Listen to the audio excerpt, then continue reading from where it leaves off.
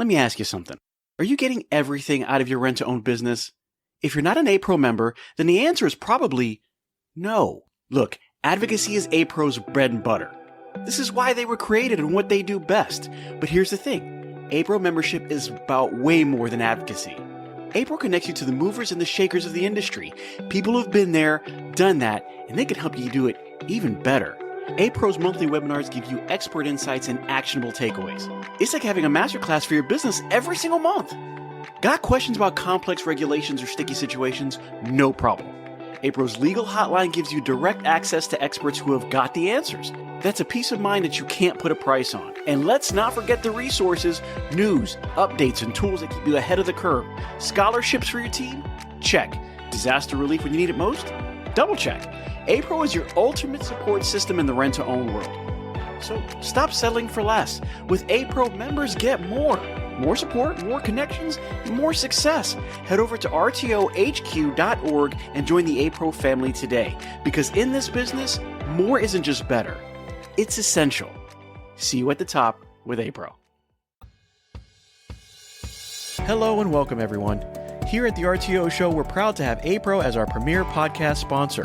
APRO's always had its finger on the pulse of America's rent-to-own industry, including up-to-the-minute news and information, fun and valuable events, and even its legal hotline. APRO knows what's going on in the rental industry and how to help you navigate it. Don't miss APRO's Best of RTO World webinar coming up on Tuesday, October 10th. Learn more and register today at rtohq.org. That's rtohq.org. And now to the show.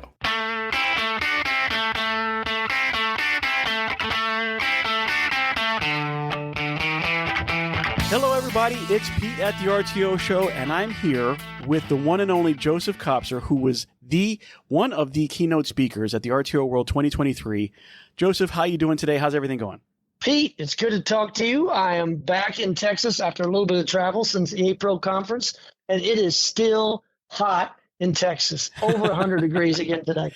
So was it Scotland? Was it Scotland? It was. Yeah. You probably saw my social media posts. I was did. part of a leadership group that I've been following for a long time. A former boss of mine, he loves to take people on and do real world life experiences on sites of things like Selma, Alabama, Little Bighorn, Gettysburg. But when they announced that they were going to go to Scotland and walk with William Wallace and Robert the Bruce, and oh, by the way, stop for a few rounds of golf to include St. Andrews, I said, sign me up. So it was one of those bucket list trips, and I'm really glad I did it. How can you not do that, right? And now help me, because I don't 100% remember this, but wasn't golf invented in Scotland? It was not only invented in Scotland, but it was invented at St. Andrews, which is the birthplace of golf. So not only did I get to go there and golf, which was bucket list, but the weekend before I flew in a day early to go to Liverpool to see the Beatles, which was quite literally the birthplace of Beatles.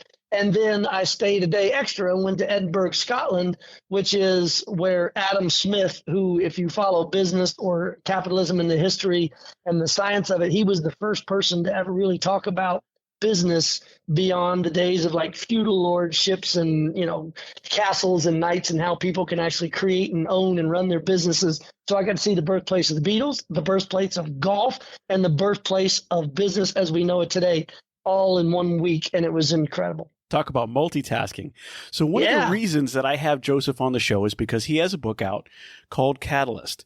And going through the RTO world for the last 20 years, I can tell you that one of the main mindsets of the book is that not only is change come, but change in its cycles comes faster and faster with the onset of technology and innovation and things that we're going through in this day and age. And I would tell you, when I started in the early 2000s, this is not the same show that it was. This is a whole different rent-to-own industry, right? And I can say, for the first 7-8 years before the bust in 2008, there was a certain way we did things. And I want to say another 10 years after that, it was about the same. Then, 17, 18, we start getting into a different mindset. Social media is playing a big, big role in what we do.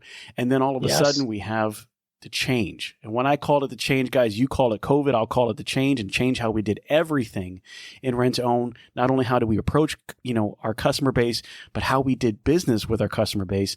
And so when I started reading Catalyst, and when Joseph was talking, we were talking about these onsets and these differences, and looking at them and being able to spot what these catalysts are and being able to transform yourself to be able to take advantage of what's going on. And I said, well, there's no better time than this. There's a literal show called the RTO Show that's a podcast on the rent-to-own industry that's never been done before. We've got social media out there and portraying a way how we sell and interact with our customers like never before. Joseph, You're probably the only person I know that could probably talk on this better than anybody. But a little backstory on Joseph, and I'll let him tell the story. Have you met 2 or 3 presidents? A few. I've had a lot of fun in my military career as well as in my public sector career to meet a couple of folks along the way. It's been fun. So 20 years in the military, you have a lot of accolades to say that came along with that. And then after the military, and you were a Ranger, correct? That's right. And then after the military, doing your 20 and a couple of tours in Iraq, you went into the private sector, but then you kind of also did the government sector and transportation? Yes, that's right. So the transportation sector, and we're talking with the government on that, and then you go into again back to the private sector where you create rideshare, which is very much like Uber, right? Is that a good description?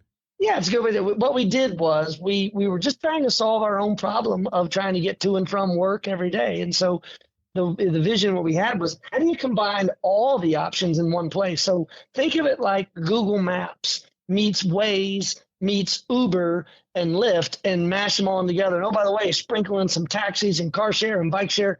And our timing was great. That's when Uber and Lyft got big and all the car companies were concerned about their own change and their own adaptation to accelerating and rapid changes in technology. And we just happened to have the right technology at the right time. So the Mercedes comes along and they said, you know what? We like that. We want that. We don't share very well. So they come in, they do you a favor, right? They come in and they buy, and I'm sure that they had a lucrative offer. And that gives you time to start looking on how to develop on a bigger and broader scale, which you ran for Congress. That's right. And then after that, you go into the private sector again where you're doing the Greyline. Greyline. Yep. Greyline Group. Can you describe to us what Greyline Group does in a nutshell? Yeah. So if you go to the greylinegroup.com website, you'll see all the fancy talk that we use. And on there, we talk about using data and working with teams and people to create change and be able to help them adapt to change. That's what we say. But what we realized really along the way is Greyline Group is really nothing more than just a front for what we really like doing, which is just creating and building companies. You know, it kind of feeds our addiction of creating startups and solving problems. The last 3 or 4 companies that we've either spun out directly from Greyline or helped others build their ideas were problems brought to us that we said, ooh, that is a really cool and crunchy problem. Let's dig in and roll up our sleeves. And then as we got into it, we realized, holy cow, this is much bigger than just one particular problem set. This is a company, and this is an opportunity. And so you'll see on our website, if you go there today, you know, there's 4 or 5 different companies that we work with, for example, that are in some ways we were either at the beginning stages, the forming stages, the co-founder stages, or we were lucky to be there with them when they were born. So we're just addicted to building companies, solving problems, and creating jobs. So one of the things that I read in the book was your particular viewpoint on solving problems and how you look at it to get an answer to manifest itself. And I thought, with all the changes that are coming in the rent-to-own world, with this being one of the most exciting, largest, I mean, I have every vendor that I talk to telling me that this RTO world was an exceptional RTO world and compared to others. Now, but then a little backstory, right? We go into the year hasn't been as great as it normally is. I think everybody kind of held back, and now we're going into the fourth quarter and they're all in. Everybody's all in.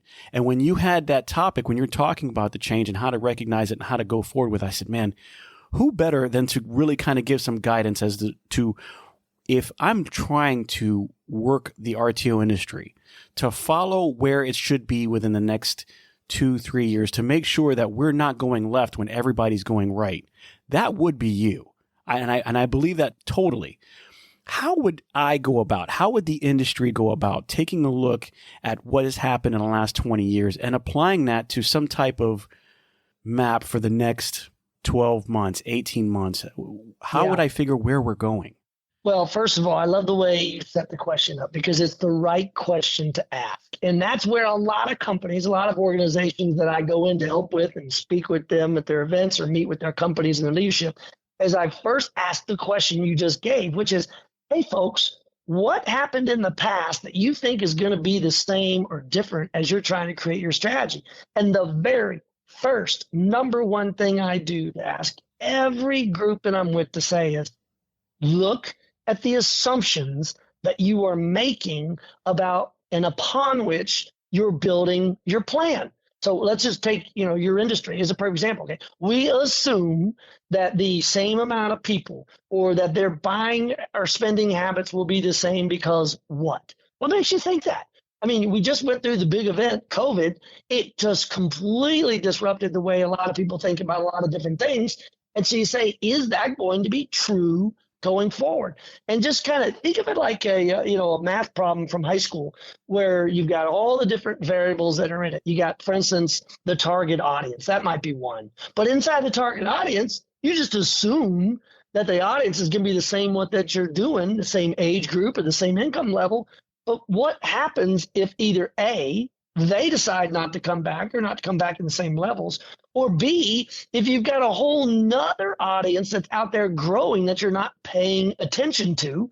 And that's just one example. So, what we're saying in the book, what I say to audiences, go back to the assumptions, because if you're just assuming it's business as usual, that's where people get messed up. Challenge all your assumptions, ask about, what am I missing?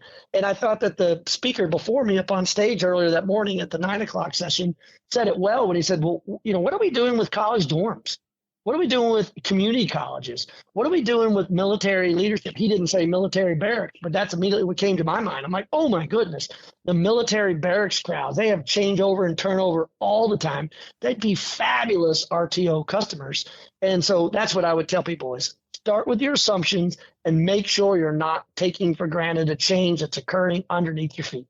Well, I'm going to agree with you on that. Kevin was talking about that, and he also mentioned that there are so many other companies that have seen the light of rent to own, and they're starting to do those payments where it's coming. And I've seen it. I've seen it at Lowe's. I've seen it at Target. I've seen certain things online where you can buy it now. You're not going to make a whole lot of payments, but you can split it into, let's say, 4 payments, and it'll be a little bit easier for you. Buy now, pay later. That's it, to get what you want. And so I'm looking at the rent-to-own mindset, and I'm saying, okay, we usually go for the larger items, and that's usually why it takes a lot longer to pay off. But is there a group out there that maybe want to pay it off in 4 payments or maybe 6 payments? And I know everybody's going to say it's the same as Cash Group. I don't know about that, guys. Not always is it the same as Cash Group. We have other people out there that are looking to make larger purchases and purchase a little faster. And if we use same as Cash, great. But what about the small things?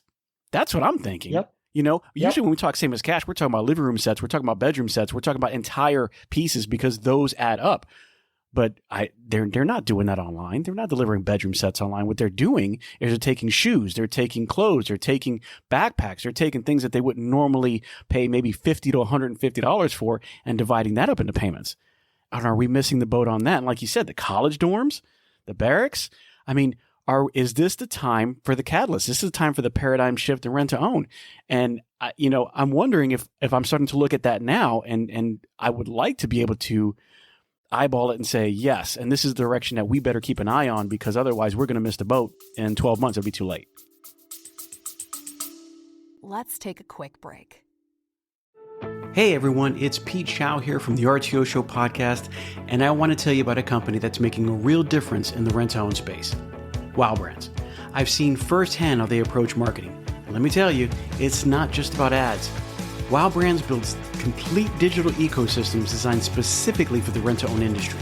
Their e-commerce and lead generation strategies are built to bring in qualified leads. And did I mention that they are actively working with the rent-to-own industry while also being members of APRO and TRIB? Listen, these folks are passionate problem solvers. They don't just slap something together. They design, build, and scale the kind of digital retail tools your business needs and your customers actually want. So if you're serious about growing, reach out to Wow Brands at wowbrands.com. I trust them, and I think you will too. Yeah. And so to go back to your question, how do you think about creating that strategy for the next year or 18 months, whatever it is? So the first part of it, the easy way to describe it is look at your assumptions. What are we assuming? And then the second, and this goes to where data and keeping track of events in the store and events on your spreadsheets matters. Because then what you want to do is, let's say you are going to take one of those lower dollar items that you just said, hey, look, let's just assume that the big high dollars are no longer going to be our mainstay. What happens if we go smaller?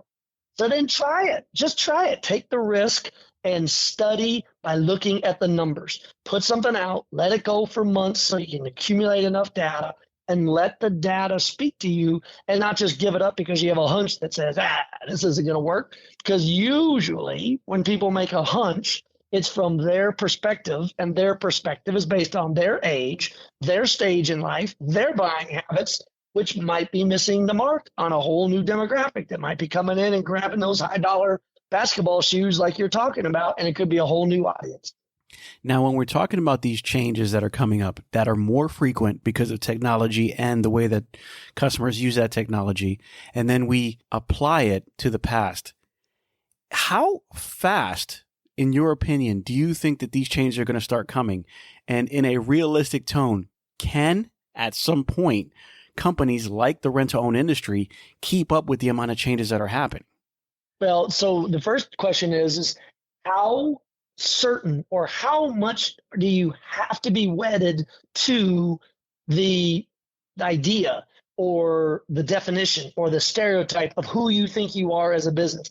If you're willing to change, if you, maybe the name stays the same on the front, but what's happening inside with your business model and how you're engaging with customers and making money, if that's changing, that can be okay. But there's a lot of people who want to be doing business the same way they've always done it. They got their clipboard, they put it up on the wall, they pencil in the numbers and the changes, and none of that data is ever shared with anybody on the team or other stores.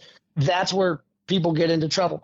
As long as you're willing to adapt and move with the times, I don't think that there's any worry about what that timeline is, as long as you keep your radar up and looking around. It's just people who are unwilling to change, people who are unwilling to look for change. Those are the ones that are going to be impacted, whether the change happens in 6 months, 2 years, or 10 years. Now, when you're talking about being in the military for 20 years, right? I'm not comparing the two. I'm saying I've been in rent-to-own for almost 20 years. You've been in the military for 20 years. How did that affect you in your leadership and coming up with this specific way that you look at a way to solve a problem? Yeah. No, I didn't mean to cut you off. No, it's a great question. It's just how did that come about? Because I'm thinking I've got to go back in my 20-year stint and find out what that created for me to get to here and how I can utilize that for me to come up with my way of digesting rent to own in the industry. And as a company man, as having the 7 stores that I have, how do I make them better? How do I use that? How did you use your experiences to come up with this unique way? Yeah. Okay. So I've got so many things to say to that. We don't have enough time in the show, but I'll try to boil them down to 2 or 3 examples. So let me give you one example. We often in the military use a phrase, mission first, people always. And what we mean by that is, look, your mission is to do X, Y, or Z. It's to take the hill, or it's to cross the desert. Whatever your mission is to do, you want to focus on the mission. How you get it done is less important than accomplishing your mission. And so a good example might be, and this is just, I'm oversimplifying, but if your mission is to take the hill, you could drive up the hill, you could fly in by helicopter and be dropped off on the hill, you could shoot it from a great distance and, destroy or blow up everything that's there, and then you just walk up the hill without any of your combat vehicles. Like, it's less important how you get up the hill than it is that you achieve the mission first. And then, of course, always, people always. So you can't do anything that's illegal, immoral, and unethical. But while you're taking care of your people, you got to accomplish the mission. And the best example I love to give is the difference between being adaptable and being agile. So adaptable just means I can do a lot of different things. So think of a Swiss Army knife. I get a Swiss Army knife. It's got all these different tools. I can use the screwdriver. I can use the knife. I had one that even had, a fishing hook. I had one that even had toothpicks. I had tweezers. Like that's adaptable. But agile is what's really hard to teach and develop. Agility is the ability to say, look, I got something, a tool that was supposed to be used for something like cutting or sawing or tweezers. But agility says, wait a minute, I'm in a new context, in a new situation. And the favorite one I love to give is the example of a soldier being in a situation where he's meeting with, an example I remember was that of an Iraqi police captain in Iraq. And in this particular situation, it was very customary to give gifts, but the soldier found that they showed up to a meeting and they didn't have a gift to give. And rather than skip a beat or sweat it or worry, oh, I don't have a gift to bring, they reached around onto their belt where they keep their Swiss Army pocket knife, and they pulled it out and they offered the knife as a gift. So suddenly you go from something that's supposed to cut, twist, turn, do whatever it's adapted to do, but you as the individual were so agile that you decided, forget about cutting and poking and doing whatever the Swiss Army knife does. Its role now is that of a gift, and I'm giving it to this local Iraqi police captain to keep the custom, the tradition, and to build that trust. That's what the military is so great at teaching people, which is, mission first, people always, but also understand the difference between being adaptable and agile and being both. And then the last thing I'll say, kind of related to that, is we learn not to take ourselves too seriously. We save the serious times for combat when people are really shooting at us. And if we got to raise our voice to say, get your head down, we do. But we generally try our best to not take ourselves too seriously. So when we're in peacetime or we're in a business meeting or we're in a group huddle and somebody screws up the PowerPoint font or whatever it might be, as long as they weren't being intentional or evil or negligent, you just work with them. You teach them, you coach them, you mentor, and you don't take yourself too seriously. You take your job serious, but not yourself too serious. And so those are the three major things that I love sharing, that what the military taught me. So then changing that mindset to a private sector company. I love the adaptability. I love being agile. I love mission first, people always. How would I apply that to my day-to-day world? How do I teach somebody to be adaptable in an environment that's not as to the point? And the reason I say that is, you take the hill, that is very to the point. That there is a mission to behold. We have to do that. And I don't want to say it's black and white in the sense that it's easier. It's just black and white that you can physically see it. Sometimes in the RTO world or any business world, you're saying it, but you're saying it theoretically. We need to go out and tackle more customers. We need to open up that avenue and get more customers.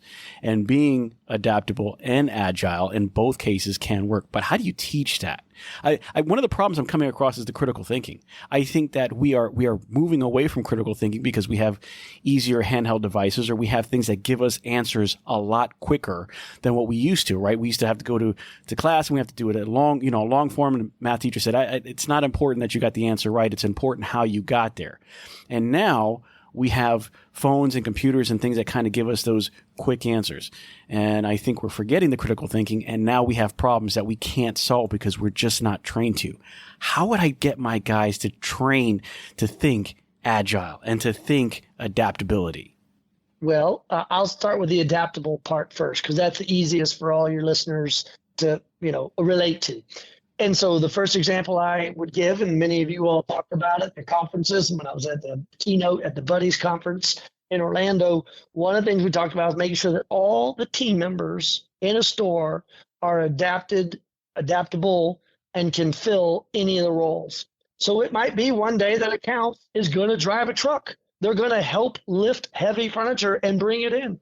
It just so might be that we're going to pull somebody from sales because we've got to be able to work through a whole bunch of paperwork that is going on over accounts, or they themselves might be driving a truck. That's adaptable, but everybody on the team has to be cross-trained to know all of those. And you guys talk about it, so this is nothing new.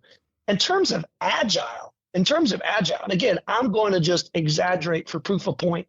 Say you've got a salesperson who's been told, okay, you're in the store from X hour to X hour. Let's call it, 10 o'clock to 2 o'clock on a particular day for a particular reason. Got to have some deliveries. The general manager's got to be out for something.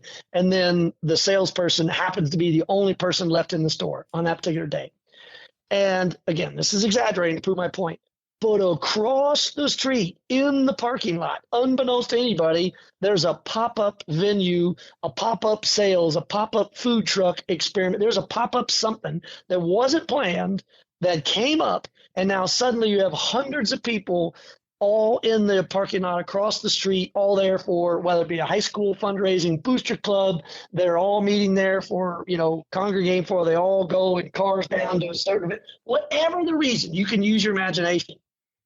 If they have the confidence of the general manager, the training to be agile enough that says, look, if you see a pop-up opportunity, you need to close our store, like lock the door, bring all of our sales brochures and literature, go across the street to that target-rich environment and just start passing it out like you're doing door knockers from door to door and just start working that crowd. Do not hesitate for a second. Because as you know, there are a lot of people who run their ship so tight, who run their organization so disciplined without any room for leeway. They might have a sales manager who looks out at that and says, gee, that sure would be a great place to be, but I've been told I got to be at the store from 10 to 2 and nobody else is here but me. Does that make sense, Pete?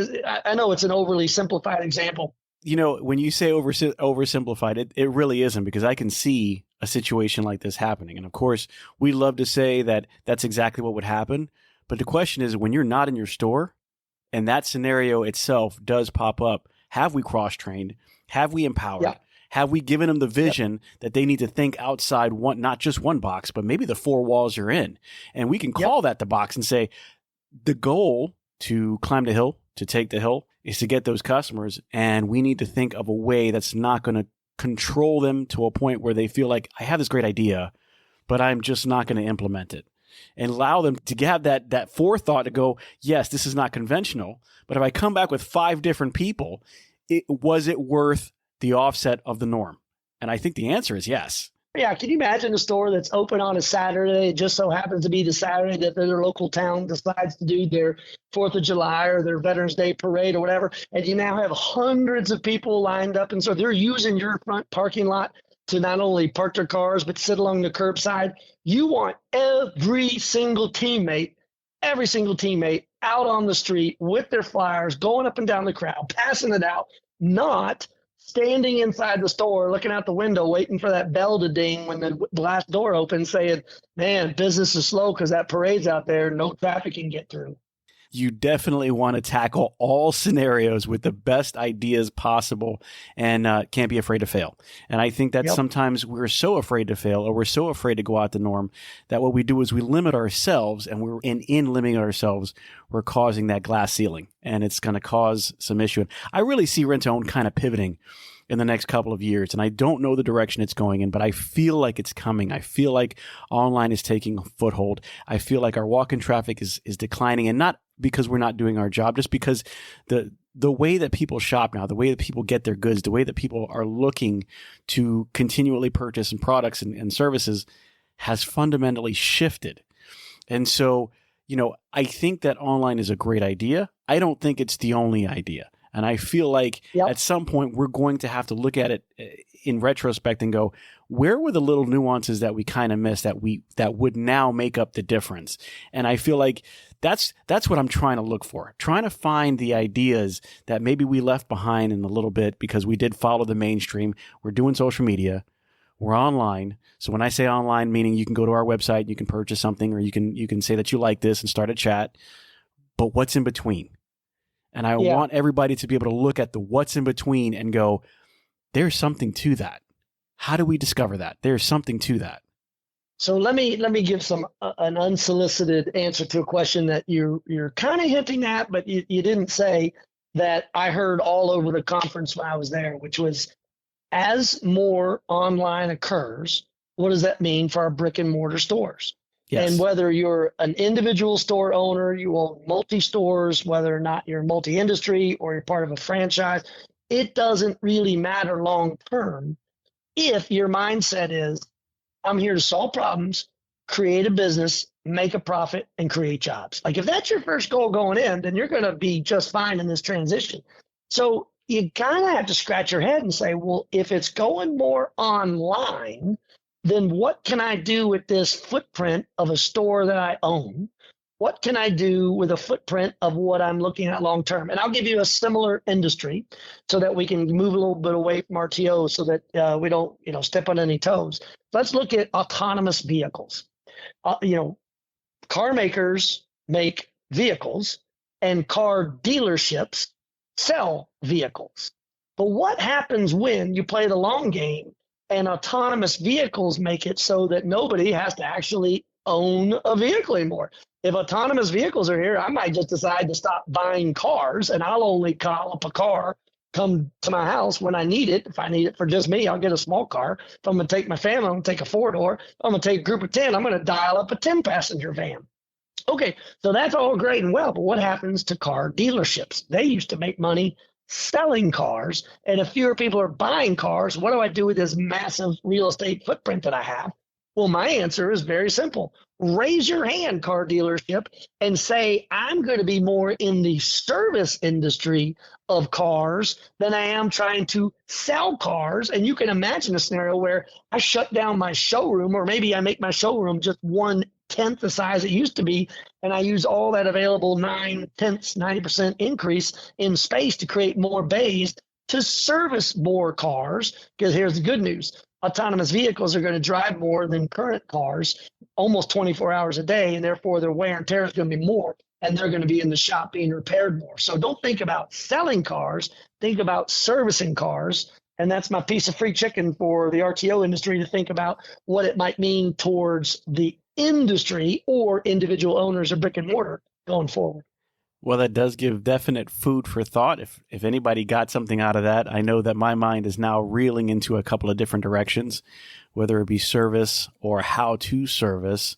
I think there is going to be a little bit more that we're going to have to offer coming in the future, not just to stay viable. Because I'm not saying that the furniture mindset or the furniture model is going away. It's not. Right now, furniture doesn't last as long as it did. People are changing the interiors of their home a whole lot faster than they used to. I remember 30 years ago, you would have the same sofa for 20 years. Now, I think it's an average of 4 to 5 before it either needs to be changed out or somebody's looking for a new look.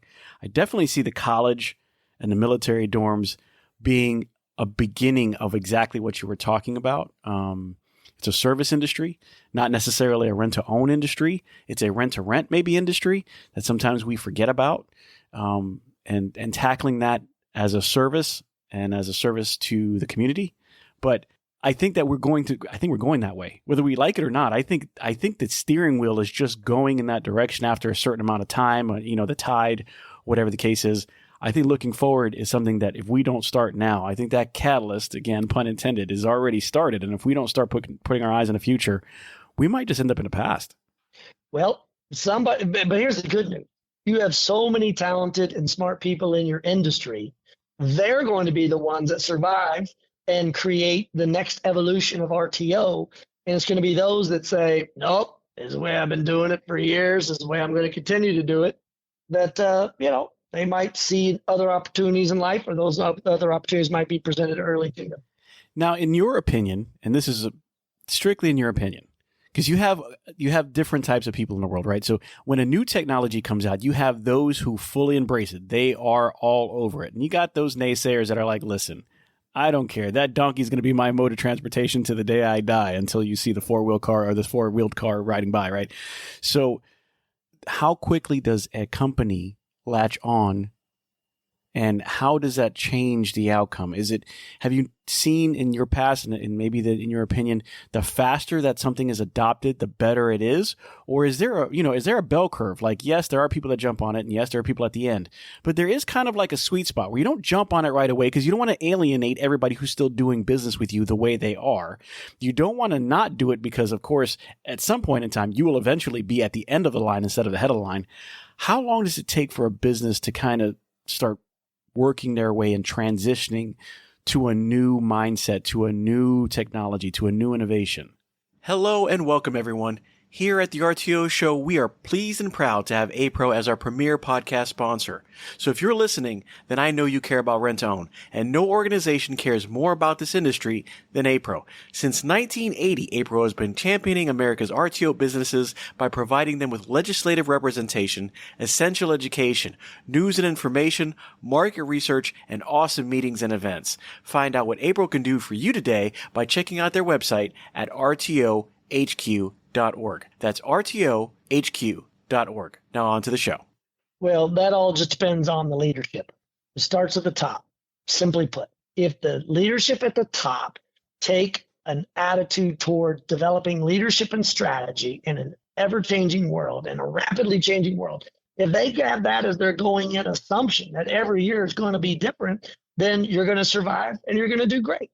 But if the leadership at the top resists change, well, then, boy, I can give you, as we do in the book Catalyst that you were talking about in the green room with me when you were reading it, that, history is just covered in the names of companies that resisted the change. I mean, literally Kodak, the people that we assume to be, synonymous with the film industry, they invented digital cameras, but they had leadership back in the day that said, no, we are a film company. We make the actual chemical film, those reels that there were in those little tubes back in the day. For those of you among your listeners, remember, we're a film company. Even though somebody smart on our team invented the digital camera, why would anyone ever want to take a picture with a digital camera? Look how bad the quality is.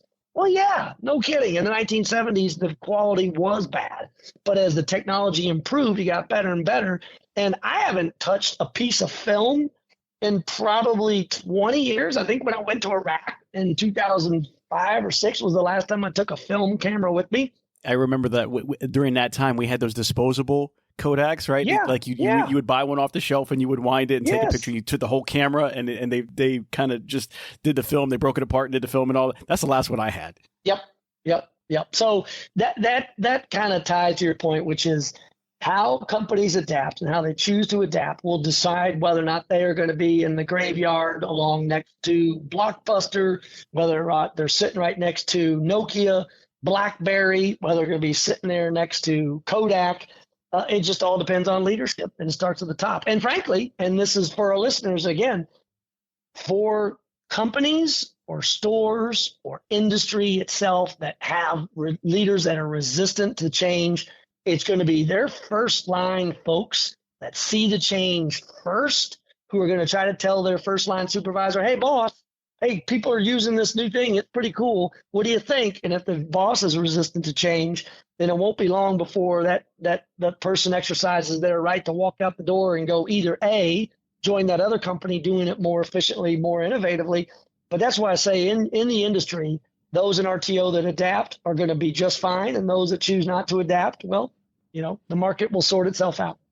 I am interested in seeing how everything plays out. Maybe talking to you again and saying, Joseph, this is what we said, a year ago or 2 years ago, and look where we are now. Look what what was applied and what wasn't applied, and look at the changes that came from that. Because I'm telling you what, I see something. One of the first things that I've got to say is Paid It with their automated collections platform. I'm not saying that it's going to be the save all. I would never say that, but I will tell you, I can see it for what it is. It is on the cusp of changing things in the way we do it, and then getting to know our people a little bit better because we're not so focused on the collection aspect of it, and we have a little breathing room, and kind of developing a different sales approach to the way customers are now versus the way they were then. I see that coming around the corner. And I've said it. I'm not going to tell you to vote on it, guys. I'm not going to tell you to hold me accountable. You can probably play this back when I'm old and gray, but I will tell you this. I see it coming around the corner. And that's why I wanted to have this podcast. And that's why I wanted to talk to you, Joseph, because I see something coming around the corner.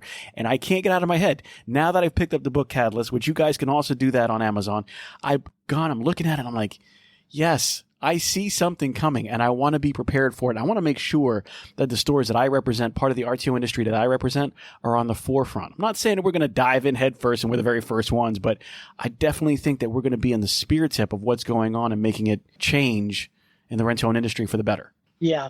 I mean, I love the RTO2 platform that Paid It built. Yeah, I listened to the podcast when you were interviewing them before the RTO World Show. Then I got to talk to a couple of team members at the conference. And the industry, you all are poised to be able to do exactly what you just described, which is spend less time with the minutia and more time with people. And when you can do that through using the tools that they're developing on their platform, and by the way, like any good company, they're going to evolve new features based on demand from their customers. I'm very optimistic for you and the industry with that new tool. Well, We are going to be talking to Richard again because it's one of those things that I believe in it. And I believe in the future of rent-to-own is going to be embodied and it's going to be emboldened by the younger generations that are coming through. When I say younger, I don't mean younger, but there are generations that are holding on to what they had because that's what they know. There's a concrete foothold that they have and they understand that. But I can also see that the changes since I've been doing this, and I haven't been doing this as long as some have. I've seen the 40-year vets. I've seen the 30-year vets. They tell me stories. I'm like, wow. But I can also tell you, when I started in 2000, we didn't even take credit card payments over the phone. It wasn't a thing. We were still calling from Green Bar. I mean, we were literally writing down our notes. Transfer that to a few years later when we're doing it online, where we have a system that we're writing our notes on. Then we start taking payments online. Now we're taking payments over text. We're taking payments through a system. You can go to our website, which some people didn't have as something that you can literally order from. You can go to the website, put something that you want, start a conversation with somebody, and never leave your home. That was never heard of in the rent-to-own industry, and now here it is. There are contactless payments because we've gone through the change era or the COVID era, and it reinvented the way that we looked at things. We've had to incorporate social media into the way we work because it's so big and it's a free platform, which is completely crazy. But this free platform can make or break certain companies, can make and break certain industries. And we had to adapt to become that. And now that we have services that are automated, you're going to tell me that there isn't another change coming? I see it. I see it coming. I mean, just to look at the way you did that evolution, going from not even taking credit card payments over the phone to where we are today. Imagine a scenario where you had a store that said, you know what, no matter where you buy that bed, call us, we'll pick it up, we'll install it, and if anything ever goes wrong, we'll help fix it. All we ask is a certain fee, much lower than what it might be from the actual store itself, because what that will then give you is that relationship. They'll know that when they call you to help repair it or service it or take it back to their original purchaser, that you're getting a cut in that action. But more importantly, you're building a relationship with a customer. So maybe they don't buy the bed from you the next time, but they're buying all those other smaller dollar items that overall long term add up in the aggregate. And that is where they could evolve or adapt. And again, I'm just throwing that out as one example, because you can imagine a scenario where people are buying stuff online, but they don't have somebody once it gets to the front door in a big giant box to help take it in, break it down. Think about your elderly, think about older folks, think about folks that would have no capability of doing it. But they knew that your local store not only was willing to be a part of their rent-to-own world, but they also wanted to be part of their lives and help them set up that expensive, heavy equipment. Then you've got a whole nother branch to go down. So I am curious.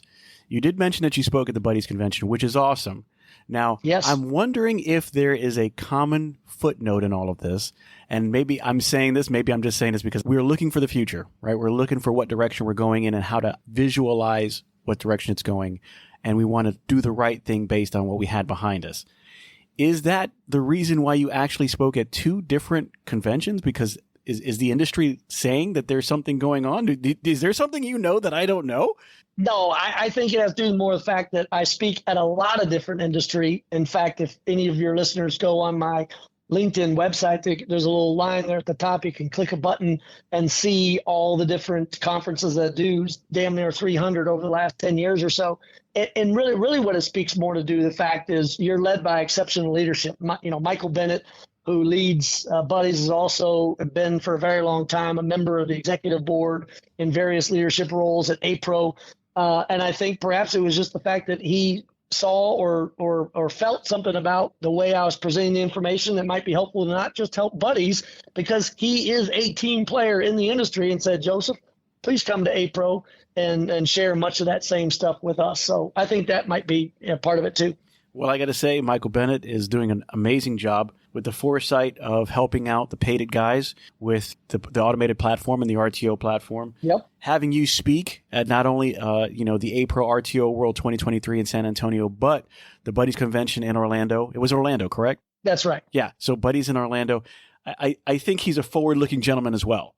And I think that we as a group see that. We can see that he's forward-thinking, and a lot of where we're going in the direction that we're taking is going to be from forward-thinking individuals that are high up, that can see it and go, there is some changes that we're going to make, And not only are they going to prosper, but if we plant them deep enough, by the time that they give us fruit, we're going to be able to eat on this for a while. And I really like that idea. And don't forget Buddy's University and what they're doing to invest in those human and people skills for their teammates that go well beyond the paycheck that someone receives, but they feel a part of that team. And that investment in people also is a distinguisher. Actually, that's not the only company that has some type of university. Good. Magic Rentals in Pennsylvania also has a Magic University, which I just had the opportunity of talking to somebody over there on that one. I don't want to kill that podcast, but Joe Luxick did a great job of explaining some of the Magic University. So that's great. That's also coming up in the future. But Joe, I really appreciate you being able to sit down with me and kind of just explaining to me where you've been and where you're going and how to look at these ideas and giving us the mission first, people always kind of idea, the idea to be adaptable and agile. And cross-training, of course, is something we do talk about. If you guys aren't cross-training, you're not going to be around for much longer. You have to have a versatile team. And when we say that, yes. Are you doing the title of your job? Yes. Is that the mainstay? Yes. But that is not the only thing. You've got to have drivers who think like salespeople. You have to have salespeople that think like collections people. And if everybody's well-rounded, maybe the next time you have something going outside your door, your people are going to take advantage of it. Yeah. And that is not only the right perspective to have on it, but, think about why I enjoy so much being a part of these opportunities and this podcast today is because, for the first 30 years of my professional life, I was the one in the trenches with the team, helping and building and pushing ideas forward. And then I got to that transition point here the last few years where I realized, wait a minute, I'm probably better positioned now as I've gotten older and seen, a wide range of sectors to help others build their dreams, to grow their companies, to build their businesses. And that's why I love traveling and being a part of your event at APRO, being a part of this podcast, being with Michael and team down in Orlando, because that's kind of the age and stage I am in life. So if any of your listeners want to reach out, I'm happy to get in touch with them. My website, josephkopser.com, and my email is joseph@greylinegroup.com. And I also appreciate the shout outs to the book Catalyst during the conversation. So let me know if I can help. And I'd love to come back, like you say, in a year to look at some of our predictions and see where the industry's going. Absolutely. If you guys didn't catch that, rewind it. But if you do have any questions and you don't reach out to Joseph and you just want to talk about the podcast, you're more than welcome to hit me up at pete@the RTO Show Podcast.com. If you have a question for Joseph that you didn't reach out to him directly, please feel free to send it to me and I will get a hold of Joseph and we'll knock some out. If we have more than enough questions, maybe we'll do another comeback and we get those answered for you. If you want to go to the website, it's www.thertoshowpodcast.com. And if you're interested in a book, I know you can go to Amazon. It's Catalyst, Leadership and Strategy in a Changing World by Joseph Kopser and Brent Boyd. Those are the things that I'm going to tell you today. We are looking forward to the future. Joseph, always a pleasure to talk to you. I'm so glad that you had the time to put aside all the multitasking of seeing the first birthplace of quite a few things. All right. and spending some time with us here because I love the Beatles. I love golf and I love knowing that business is on the right track and seeing where it all begins and seeing where it all starts is how you do it. So I thank you so much for coming to the show. I thank you so much for talking with me and hopefully we'll be doing this again in a year and we can look back and say, we said, right? And this is our idea for the future and where we're going from here. And congratulations and kudos to you, Pete, with the podcast and your new partnership with APRO. I think it's great for the industry, and I think they'll benefit from all the learnings and all the conversations that you've been doing for the last few years and into the future. Thank you so much, sir. We do appreciate your time. And I'll tell you guys right now, keep your collections low to get your sales high. Have a great one.